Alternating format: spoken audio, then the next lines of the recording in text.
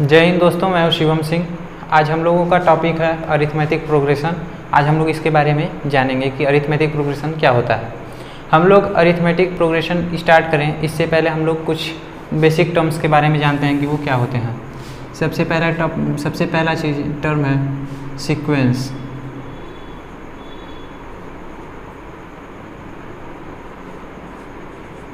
Second है series.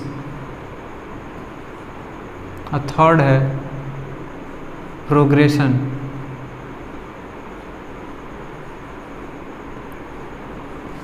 इन तीनों में डिफरेंस क्या होता है ये मैक्सिमम स्टूडेंट्स को नहीं आता है। इन तीनों में डिफरेंस क्या है, मैक्सिमम स्टूडेंट्स इसमें कंफ्यूज रहते हैं कि सीक्वेंस, सीरीज और प्रोग्रेशन में डिफरेंस क्या है। तो सबसे पहले मैं यही बताऊंगा कि सीक्वेंस और सीरीज और प्रोग्रेशन होता क्या है। तो देखिए, सीक्वेंस क्या होता है, सीरीज क्या होता है और प्रोग्रेशन क्या होता है। सीक्वेंस क्या होता है कि कोई भी चीज़ है किसी भी सीक्वेंस में हम लोग सजा दिए, जैसे 1, 5, 4, 1, 4, 5, 6, 7, 2, 1, 5 कुछ भी है, ऐसे सीक्वेंस में सीधे सीधे इसे लगा दिए तो इसको हम लोग बोलते हैं सीक्वेंस। ये क्या है, सीक्वेंस है। और सीरीज यदि बोलना होगा, इसके बीच में सब में जो कामा लगा है, कामा को रिप्लेस करके प्लस प्लस प्लस कर दो। 1 plus 5 plus 4 plus 7 plus 2 plus 1। इसमें देखिए मैं क्या किया हूँ, जो यहाँ पे कामा लगाया हुआ है, कामा को क्या किया हूँ, प्लस में बदल दिया हूँ। तो इससे क्या हो गया, सीक्वेंस से प्रोग्रेशन हो गया। ठीक है, सीक्वेंस प्रोग्रेशन, सीक्वेंस और प्रोग्रेशन। और फिर उसके बाद सीक्वेंस के बाद सीरीज। मिस्टेक हो गया है वहाँ पे, थोड़ा ध्यान दीजिएगा। सीक्वेंस से ये क्या बन गया, सीरीज। अब सीरीज से देखिए, मतलब अब सीरीज के बाद फिर प्रोग्रेशन। प्रोग्रेशन क्या होता है, यहाँ का जो मेन है प्रोग्रेशन के बारे में जानिए। प्रोग्रेशन का मतलब होता है कि कोई विशेष पैटर्न फॉलो करे, कोई पर्टिकुलर पैटर्न फॉलो करे। जैसे 1, 2, 3, 4, 5 इन्फिनिटी तक जा रहा है या फिर किसी नंबर तक जा रहा है, मान लीजिए इतना तक ही है, तो इसको हम लोग प्रोग्रेशन कहेंगे। क्यों? क्योंकि इसके बीच में एक पैटर्न फॉलो हो रहा है। ठीक है, प्लस लगा दे रहा हूँ। इसमें पैटर्न एक फॉलो हो रहा है। कैसा पैटर्न फॉलो हो रहा है, इसके बीच में डिफरेंस 1 है, इसके बीच में डिफरेंस 1 का है, इसके बीच में डिफरेंस 1 का है, इसके बीच में डिफरेंस 1 का है, सभी में डिफरेंस 1 का ही है, इसीलिए ये प्रोग्रेशन है। या फिर इसमें कोई भी विशेष पैटर्न हो, जरूरी नहीं है कि वो प्लस या माइनस ही हो। जैसे डिवीजन में ले लीजिए, जैसे 2, 4, 6, 8, ये तो फिर प्लस माइनस का हो गया। अब इसमें 5 का टेबल 5 इसको रेशियो में ले सकते हैं। जैसे 1 हो गया, 5 हो गया, 5 के बाद फिर 10 हो गया, मतलब 10/5 करेंगे तो 2 आएगा, और 5/5 करेंगे तो 5/2 करेंगे तो क्या आएगा, 2.5। ठीक है, ये भी एक तरीके का प्रोग्रेशन ही है। प्रोग्रेशन का मतलब क्या होता है कि वो कोई एक विशेष पैटर्न फॉलो करता रहे। हाँ, तो ये सीक्वेंस और सीरीज ऑफ प्रोग्रेशन, इन तीनों के बारे में आप डिफरेंस जान गए। और ये डिफरेंस बहुत ही इंपॉर्टेंट है। कोई पूछे, मतलब कि पूछा तो नहीं जाता है, लेकिन कहीं कहीं ऑप्शनल में, यानी कि जैसे कॉम्पिटिटिव एग्जाम में जो होता है उसमें ऑप्शनल होते हैं, तो जहाँ पे ये रिटन एग्जाम होता है उसमें तो ये नहीं पूछेगा, बहुत कम पूछता है। लेकिन कि जो ऑप्शनल होते हैं उसमें पूछ देगा कि जैसे एक क्वेश्चन ऐसे दे देगा, बोलेगा कि निम्न में से, या फिर which of the following is a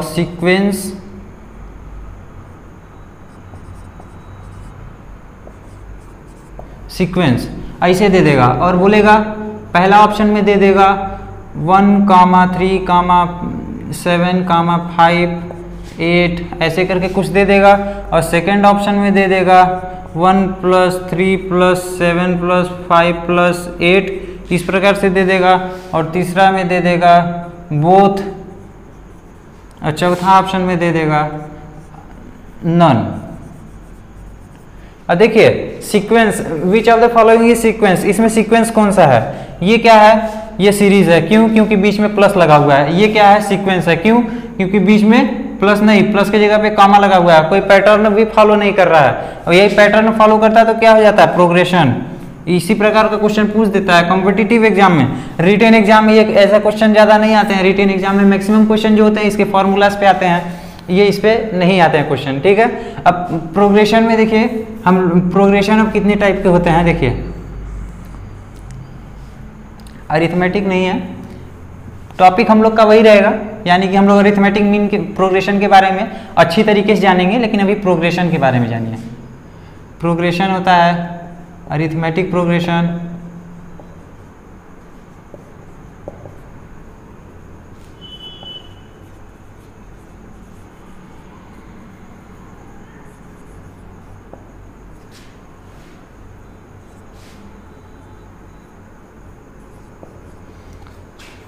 geometric progression,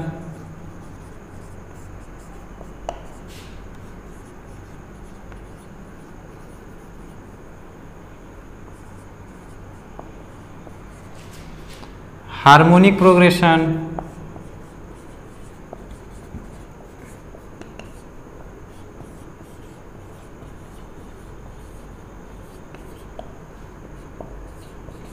यही 3 प्रकार के हम लोग के सिलेबस में आता है। ये 3 प्रकार का जो है ये 11th के सिलेबस में आता है, जो क्लास 10th में है केवल और केवल अरिथमेटिक प्रोग्रेशन के बारे में ही आता है क्लास 10th में। और ये दोनों जो है वो 11th का है, जो कि हम लोग अभी नहीं, नेक्स्ट वीडियो यदि इसका आया तो उसमें बनाया जाएगा कि ज्योमेट्रिक प्रोग्रेशन और हार्मोनिक प्रोग्रेशन क्या होता है। लेकिन अभी हम लोग इस वीडियो में केवल और केवल अरिथमेटिक प्रोग्रेशन के बारे में जानेंगे। ठीक है, अब अरिथमेटिक प्रोग्रेशन क्या होता है देखिए।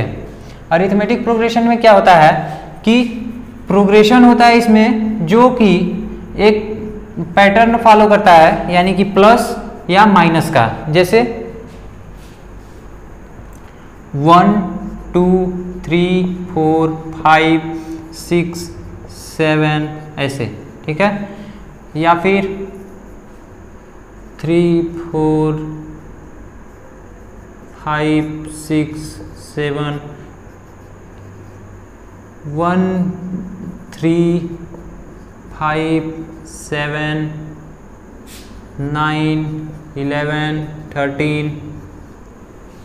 ठीक है, इस प्रकार के क्वेश्चंस आते हैं उसमें। हाँ, तो अब हम लोग इसको मतलब जानते हैं कि क्या होता है। इसमें हम लोग सबसे पहले जानेंगे nth टर्म के बारे में, कि nth टर्म हम लोग कैसे निकालते हैं। जैसे अब कोई अक्सर मतलब कॉम्पिटिटिव में पूछता कैसा है क्वेश्चन, ऐसे कोई एक सीरीज दे देगा, जैसे 5 7 9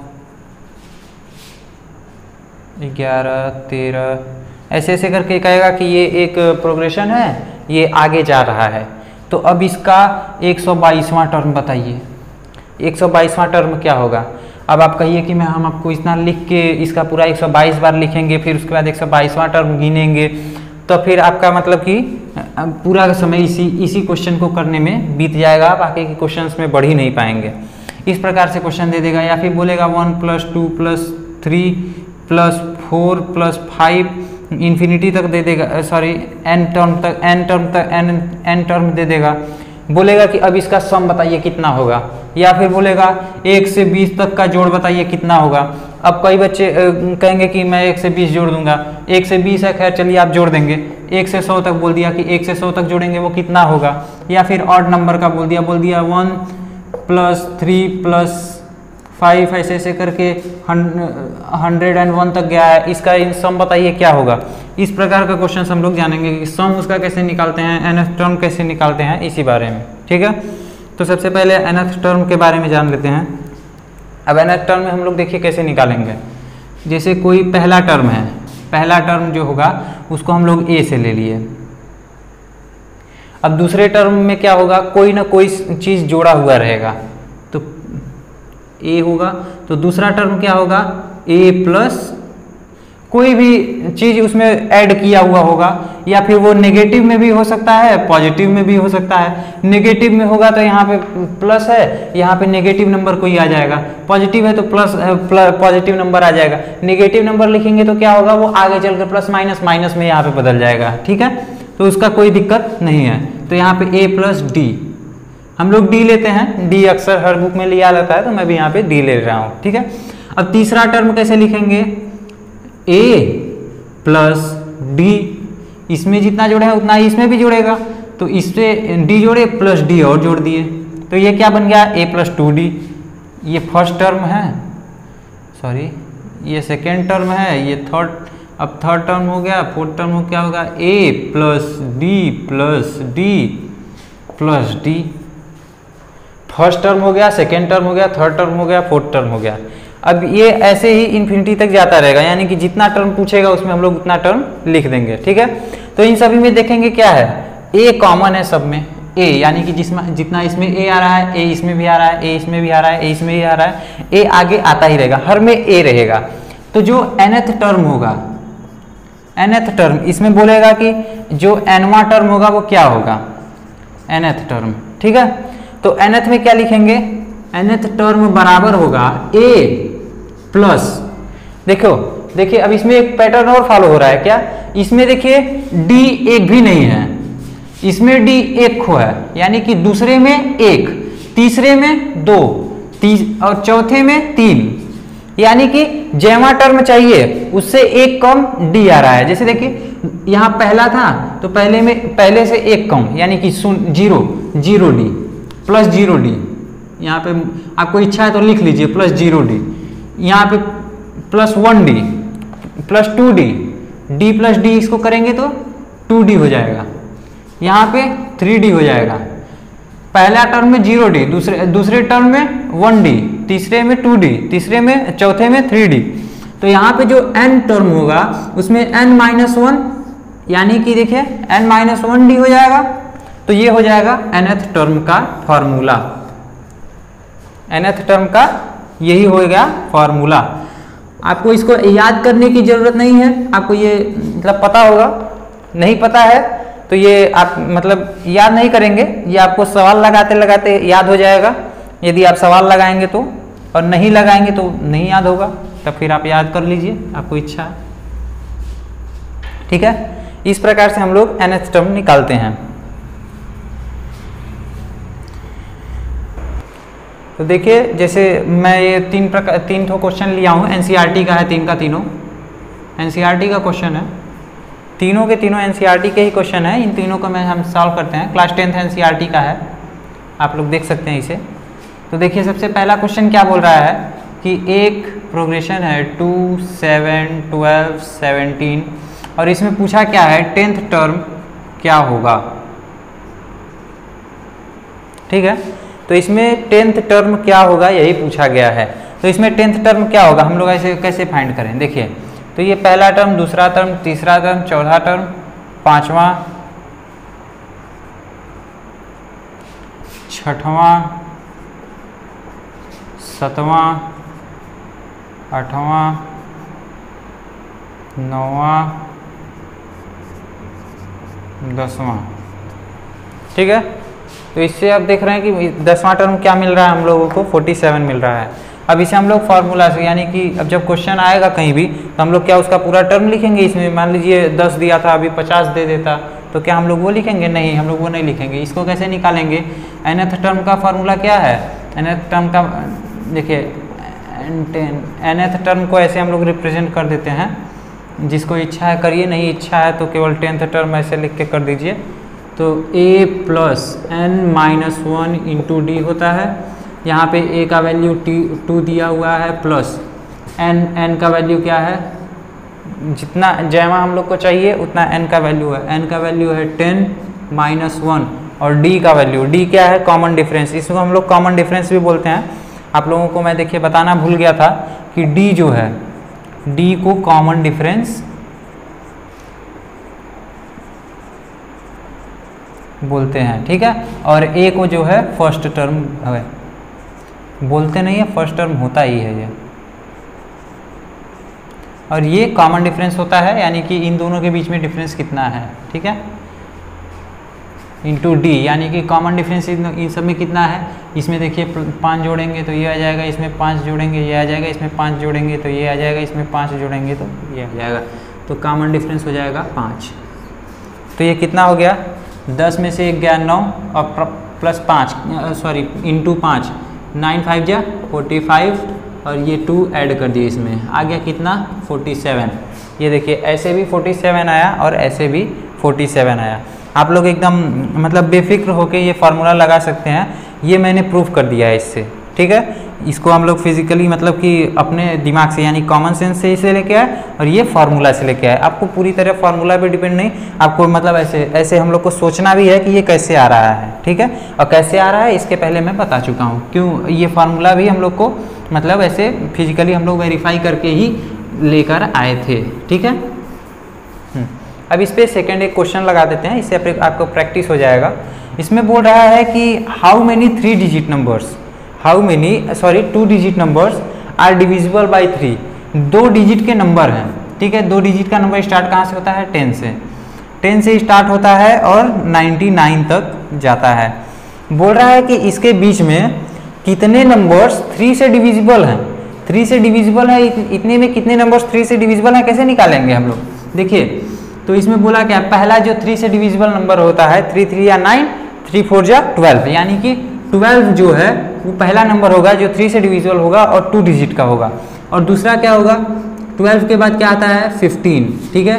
15 के बाद 18, ऐसे ऐसे करके कहाँ तक जाएगा 99 तक। आप लोग देखिए 99 भी 3 से डिविजिबल होगा, ये देखिए 99/3 33 आंसर आएगा, ठीक है।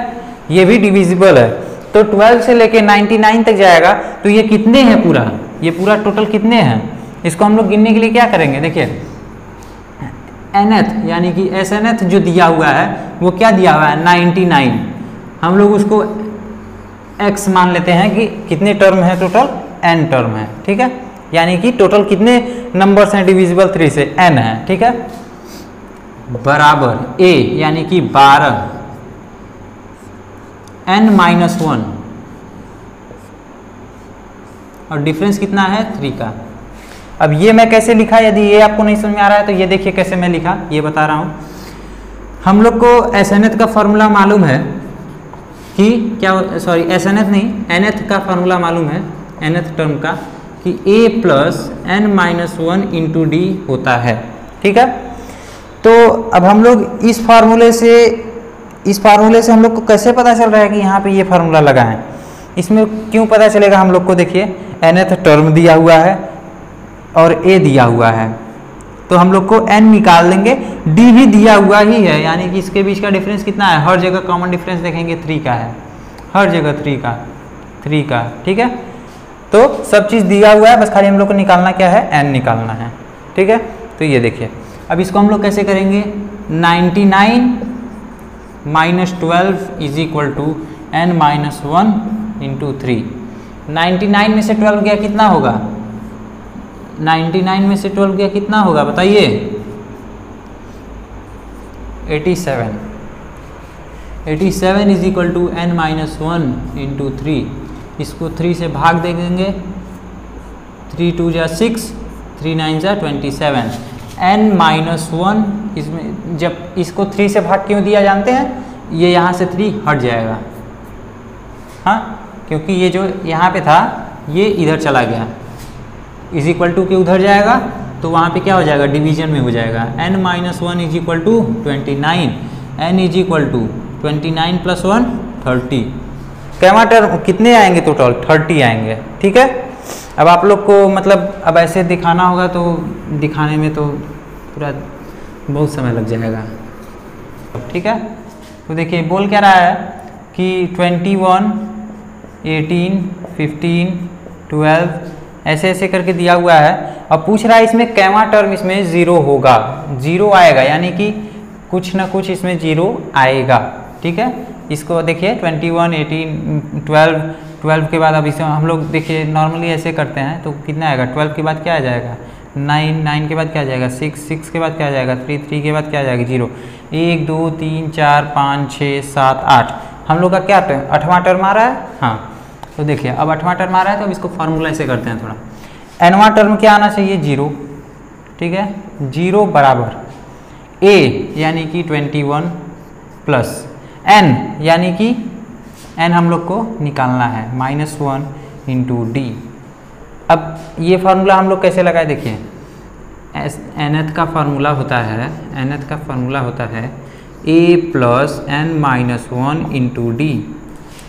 तो यहाँ पे देखिए a का वैल्यू क्या हो जाएगा, a is equal to 21, d का वैल्यू हो जाएगा -3। अब यहाँ पे माइनस क्यों लिए हैं, क्योंकि जब हम लोग देखिए जब बढ़ रहा था, छोटे से बड़ा जा रहा था तो +3 लेते थे, यहाँ पे बड़े से छोटा आ रहा है तो -3 लेंगे। ठीक है, तो अब यहाँ पे इसको हम लोग सॉल्व कर देते हैं। 21 plus n minus one into -3। ठीक है, तो ये 21 इधर जाएगा, -21 is equal to n minus one into -3। ठीक है, अब जब ये -3 यहाँ मल्टीप्लाई में है, नीचे आ जाएगा, डिवाइड में हो जाएगा, -21 upon -3 is equal to n minus one. 7 is equal to n minus one, n का वैल्यू आ जाएगा 8, जो हम लोग यहाँ पे देख चुके हैं।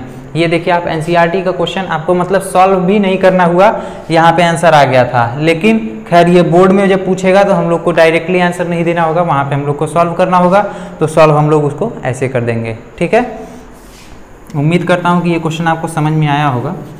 सम ऑफ n टर्म्स के बारे में जानते हैं। उससे पहले ये देखिए कि मैंने आपको क्या बताया अभी कि जो nth टर्म निकालने के लिए वो बताया था, उसमें क्या था, a plus n minus one into D, जहाँ पे d जो है वो कॉमन डिफरेंस है,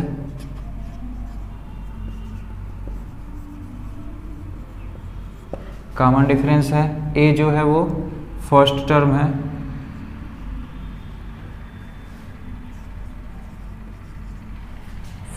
है, ठीक है।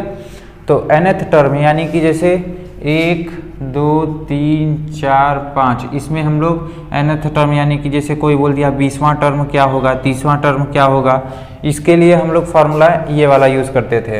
अब कोई पूछ दे कि इसका सम क्या होगा, 1 प्लस 2 प्लस 3 प्लस, यानी कि जो प्रोग्रेशन है, प्रोग्रेशन के बारे में मैंने आपको बताया, क्या बताया कि प्रोग्रेशन क्या होता है, कोई एक विशेष पैटर्न फॉलो करे, जैसे 1 2 3 या फिर 2 4 6 8 ऐसे ऐसे करके कोई पैटर्न फॉलो करे। ये देखिए कोई ना कोई पैटर्न फॉलो कर रहा है, ऐसा नहीं है इसमें कुछ जोड़ेंगे, इसमें कुछ जोड़ेंगे, इसमें भी कुछ जोड़ेंगे, इसमें भी कुछ जोड़ेंगे, जो इसमें से इसको माइनस करेंगे, जो आंसर आएगा इसमें से उसको माइनस करने पे भी वही आंसर आएगा अरिथमेटिक प्रोग्रेशन के लिए। और प्रोग्रेशन में तो कोई भी पैटर्न, उसमें प्रोग्रेशन 3 प्रकार का होता है, AP GP और HP, तो इसीलिए वो अलग अलग चीज़ होते हैं। ठीक है, तो ये कॉमन डिफरेंस हो गया। फिर उसके बाद हम लोग बोलते हैं, अब सम पे आते हैं। तो सम का फार्मूला पहले क्या है वो लिख देते हैं, SNth, यानी कि कोई भी टर्म रहेगा वो जहाँ तक कुछ फाइनाइट टर्म्स रहेंगे उसमें फाइनाइट टर्म्स का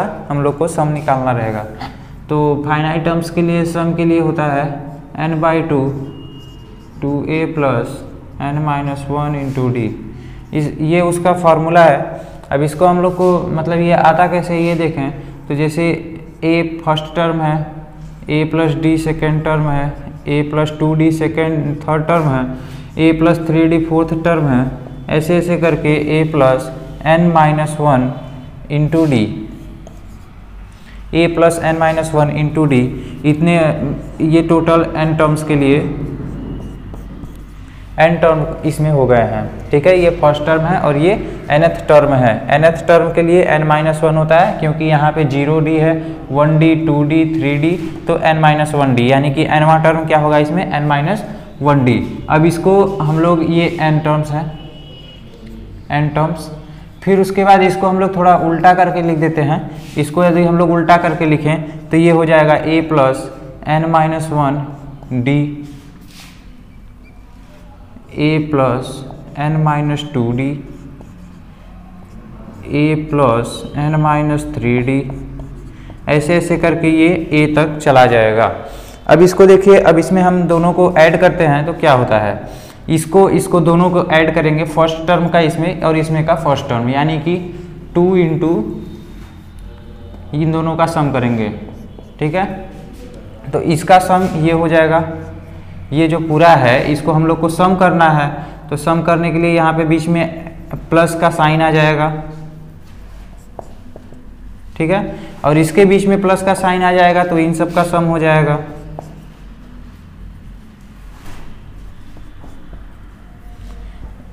ये सम है, सम, ठीक है। तो यहाँ पे जो 2s हो जाएगा वो इक्वल हो जाएगा, इसको देखिए फर्स्ट टर्म को इसके फर्स्ट टर्म से ऐड करते हैं तो क्या आ जाएगा 2a plus n-1 into D. फिर उसके बाद सेकेंड टर्म यानी कि ये एक टर्म हो गया, फिर प्लस सेकेंड टर्म करते हैं, सेकेंड टर्म में a प्लस डी है और यहाँ पे a प्लस n-2d है, तो 2a प्लस इसको ऐड करेंगे, सॉरी a प्लस डी और a plus n-2 into d, तो यहाँ पे आ जाएगा n-2 इंटू डी और प्लस डी।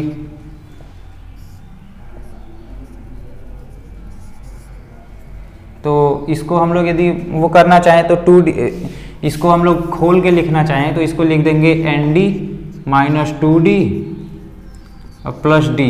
तो इसको हम लोग लिखेंगे तो n, इसको इसमें से d कॉमन ले लेंगे और d कॉमन ले लेंगे तो n माइनस, यहाँ पे 2 है यहाँ पे 1 है तो n-1 इंटू डी हो जाएगा। तो इसको हम लोग लिख सकते हैं d ब्रैकेट में n-2 n-1, सॉरी ये हो गया सेकेंड टर्म, ठीक है। फिर उसके बाद थर्ड टर्म भी यही आ जाएगा, फिर उसके बाद थर्ड टर्म इसमें क्या आएगा, थर्ड टर्म इसमें फर्स्ट टर्म ये हो गया, सेकेंड टर्म ये हो गया, थर्ड टर्म इसमें क्या आ जाएगा n-3 इंटू डी और इसमें थर्ड टर्म ये आ जाएगा। तो इसका थर्ड टर्म हो जाएगा 2a plus n-3 into D और a प्लस 2d। तो देखिए n-3 इंटू डी और प्लस करेंगे a प्लस 2d, ठीक है। तो जब इन दोनों को सम करेंगे तो क्या होगा nd minus 3d plus 2d, ठीक है। तो जब इन सबको सम करेंगे तो nd, एक सेकेंड, तो देखिए ये nd हो जाएगा माइनस 3d प्लस 2d यानी कि 3 2 1 3 में से 3 गया, nd minus 3d plus 2d, ठीक है। तो इसमें nd माइनस d यही आएगा, तो इसमें से d कॉमन ले लेंगे तो n-1 आ जाएगा। तो यहाँ पे भी लिख लेते हैं n-1 इंटू डी, ये थर्ड टर्म आ गया, ठीक है। इसको सम करेंगे तो ऐसे ही ये पूरा आता जाएगा, ऐसे ही ये n बार आएगा क्योंकि ये n टर्म दिया हुआ है। तो फिर अब इसको n बार हम लोग इसको क्या लिख सकते हैं n times 2a plus n-1 into D, ठीक है। n बार इसको हम लोग जब मल्टीप्लाई करेंगे तो ये 2s के बराबर आ जाएगा। तो जो सम होगा वो क्या होगा, सम होगा वो n/2 2a plus n-1 into D. ये फार्मूला है, ये फार्मूला जो मेन है जो हम लोग को याद रखना है वो यही याद रखना है, ज़्यादातर यही फार्मूला है जो इसमें यूज़ होगा, हर एक जगह पे यही फार्मूला यूज़ होगा। और ये उसका डेरिवेशन था, यानी कि डेरिवेशन था, ये कहीं पूछता नहीं है लेकिन कि मैंने आपको पहले देखिए। तो इसमें हम लोग सम का फार्मूला देख लिए कि ये सम है, सम का मेन यही मतलब ज़्यादातर इंपॉर्टेंट यही है, बहुत इंपॉर्टेंट फार्मूला है, सब भूल जाते हैं इस फार्मूले को। इस फार्मूले को आपको नहीं भूलना है, क्या है n/2 2a plus n-1 into D, ठीक है। इस फार्मूले को एकदम भूलना नहीं है, एकदम याद रखना है आपको, इससे भूलेंगे तो फिर आपको परेशानी होगी। अब देखिए इस पर क्वेश्चन लगाते हैं, क्वेश्चन किस प्रकार से आते हैं इसके बारे में हम लोग ये जानते हैं। क्वेश्चन कैसे आएंगे, क्वेश्चन आता कैसे, जैसे एक प्रोग्रेशन दे देगा उसमें बोलेगा इसका सम क्या होगा, या फिर उसमें सम दे देगा प्रोग्रेशन दे देगा बोलेगा बताओ इसमें कितने नंबर ऑफ टर्म्स हैं, या उसमें फर्स्ट टर्म पूछ देगा सब चीज़ दे के। तो ये पूरा फार्मूला बेस्ड क्वेश्चन आता है, इस पर बहुत ज़्यादा दिमाग लगाना नहीं होता है, आप लोग इसे आसानी से एकदम कर सकते हैं। यदि ये इस बहुत ही स्कोरिंग चैप्टर है, इसको देखिए बस खाली एक फार्मूला और एक फार्मूला ये, दो फार्मूले हैं, दोनों फार्मूले पे क्वेश्चन एकदम बहुत ही आसान बहुत इजी आते हैं क्वेश्चन, आप आराम से लगा सकते हैं। कॉम्पिटिटिव में भी बहुत ज़्यादा कठिन नहीं आता है। जैसे कॉम्पिटिटिव में पूछता कैसे है, क्वेश्चन दे देगा, बोलेगा फाइंड सम ऑफ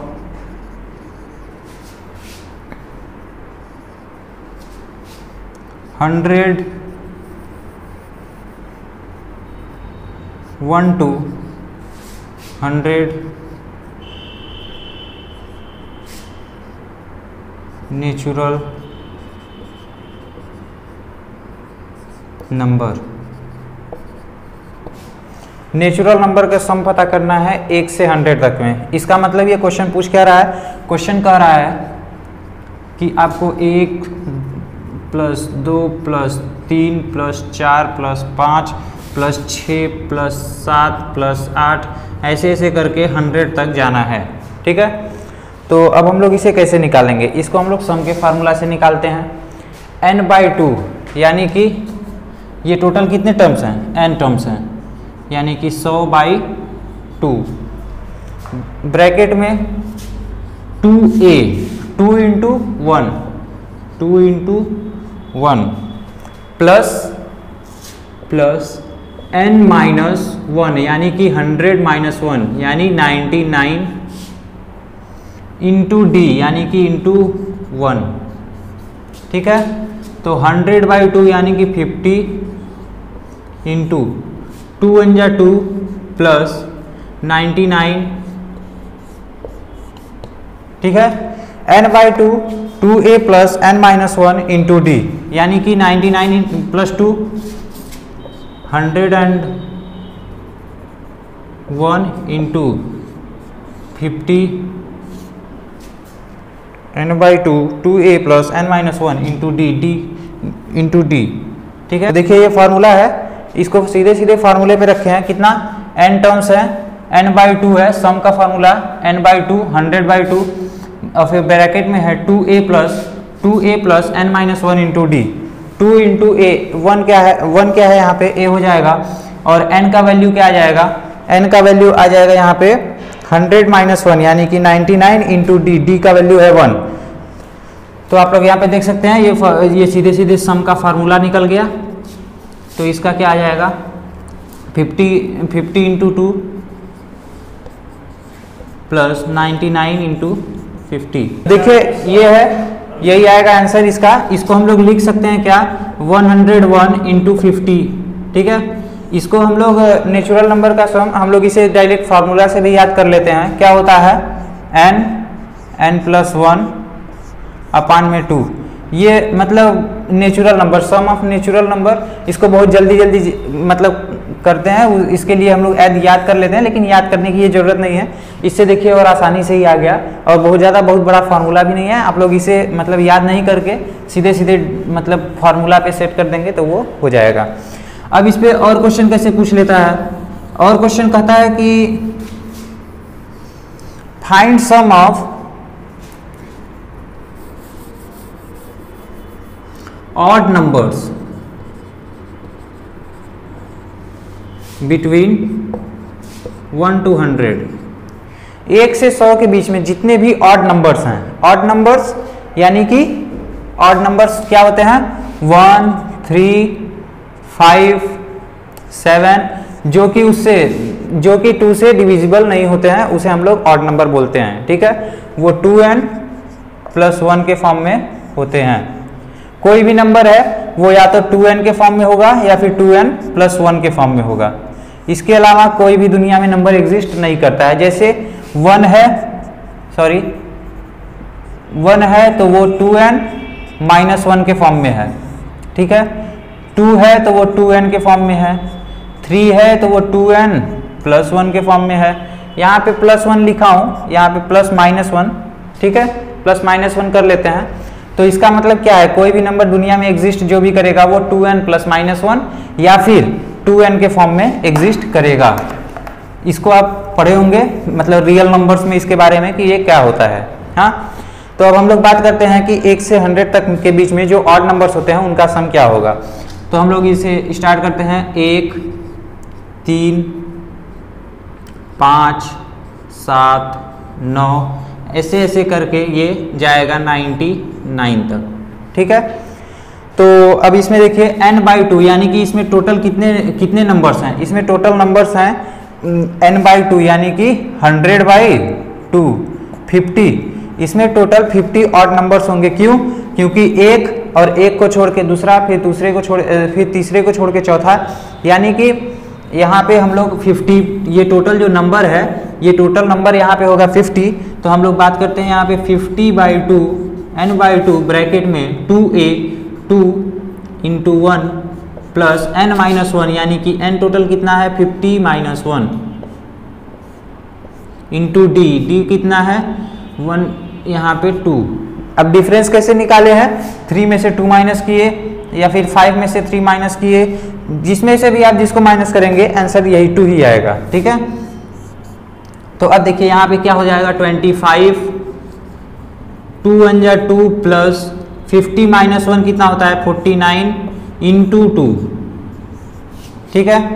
तो 49 × 2 क्या हो जाएगा, जो बराबर होगा 25 × 2 प्लस 2 × 9 = 18, 2 × 4 = 8, 98, ठीक है। ये मैं कैसे किया, 2 × 9 = 18 की 8 1 कैरी गया, 2 × 4 = 8, 1 9, यानी कि 98 + 2 जो बराबर होता है 100 × 25, यानी कि 2500 के बराबर ये आंसर आ जाएगा, ठीक है। आपको इसमें प्रॉब्लम नहीं होनी चाहिए। इस प्रकार के क्वेश्चन अक्सर इसमें पूछे जाते हैं।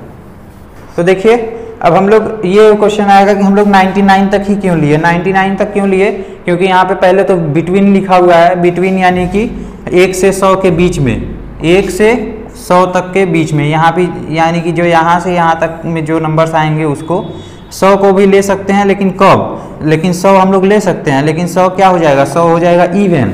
तो इवन नंबर हो जाएगा जब 100, तो हम लोग को इवन नंबर लेना ही नहीं है, हम लोग को केवल लेना क्या है, केवल और केवल ऑड नंबर लेना है। तो ऑड नंबर 100 के बीच में क्या आएगा 99 आएगा, इसीलिए हम लोग 99 तक ही सम लिए हैं। अब इसी प्रकार से आपसे बोल देगा कि find sum of even number,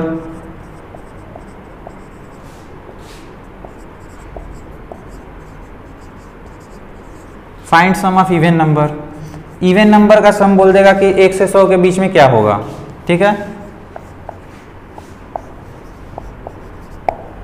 1 से 100 के बीच में जो इवन नंबर होंगे उनका सम क्या होगा, तो उनका सम हम लोग कैसे निकालेंगे, 2 से लेके 2 4 6 8 ऐसे ऐसे करके जाएगा 100 तक। 100 तक क्यों, क्योंकि 100 जो है वो इवन नंबर है, और यहाँ पे 2 से स्टार्ट हुआ है क्योंकि 2 इवन नंबर है, और 1 को हम लोग देखेंगे तो 1 ऑड नंबर हो जाएगा, जो कि हम लोग नहीं लेंगे, ठीक है। तो अब बात करते हैं यहाँ पे, देखिए तो मतलब 1 से 100 तक में टोटल कितने नंबर्स होते हैं 100, तो 100 में ऑड नंबर जो होते हैं वो 50 होते हैं, और 50 इवन नंबर जो होते हैं वो 50 होते हैं। तो अब देखिए, अब जो नंबर होगा या तो वो ऑड हो, कोई भी नंबर हो, या तो वो ऑड होगा या तो वो इवन होगा, ठीक है। चाहे कोई भी नंबर आप ले लीजिए दुनिया का, या तो वो ऑड है, ऑड नहीं है तो इवन है। तो हम लोग फार्मूला पे मतलब वो करते हैं कि इसे हम लोग इसका सम कैसे निकालेंगे। तो देखिए सम का फॉर्मूला क्या होता है, सम का फॉर्मूला होता है n/2, यानी कि ये टोटल है 50/2 ब्रैकेट में 2 × a प्लस n-1, यानी कि 50 - 1 इंटू d, यानी कि d है 2, ठीक है। तो यहाँ पे क्या हो जाएगा 50/2 25, 2 2 = 4 प्लस 49 × 2, जो बराबर हो जाएगा 25, 9 2 = 18, 1 2 4 = 8, 1 9, 98 + 4, 98 + 4 कितना हो जाएगा 102 × 25, ये इसका आंसर हो जाएगा। इसको आप कैलकुलेट कर सकते हैं, 25 दूनी 50, 25 से कम 25, 2550 के बराबर हो जाएगा। इसको आपको प्रॉब्लम हो रही है तो ऐसे कर लीजिए, 5 2 = 10, 5 1 = 5, 2 2 = 4, 2 0 = 0, 2 1 = 2, कितना आ गया 0551, 2 1 = 2, यहाँ पे 2 होगा ना, 2550 के बराबर ये आंसर आ जाएगा। कोई पूछेगा सम ऑफ ऑड नंबर, तो हम लोग ऐसे करेंगे सम ऑफ इवन नंबर ऐसे करेंगे, सम ऑफ मतलब कि नेचुरल नंबर तो हम लोग जो इसके पहले किए थे उस प्रकार से करेंगे। यानी कि कोई भी इसमें जो क्वेश्चन आते हैं मैक्सिमम फार्मूला बेस पे ही आते हैं, आपको फार्मूला पे वो डायरेक्ट मतलब बैठ जाएगा और फार्मूला से आपको आंसर निकाल लेना है। तो देखिए पहला nth टर्म का फार्मूला था और दूसरा सम ऑफ n टर्म्स का फार्मूला हो गया। तो आपको ये एपी में प्रॉब्लम नहीं होना चाहिए, और एपी में आगे भी बहुत सारी चीज़ें हैं जो आपको अभी पढ़ना है, लेकिन कि वो आज नहीं, वो अगली वीडियो में ट्राई करते हैं कि अगली वीडियो में हो जाए। और यदि दूसरा टॉपिक आता है तो उसको देख लीजिए, फिर आगे हम लोग इसको कंटिन्यू रखेंगे, कोई इसमें दिक्कत नहीं होगी। धन्यवाद।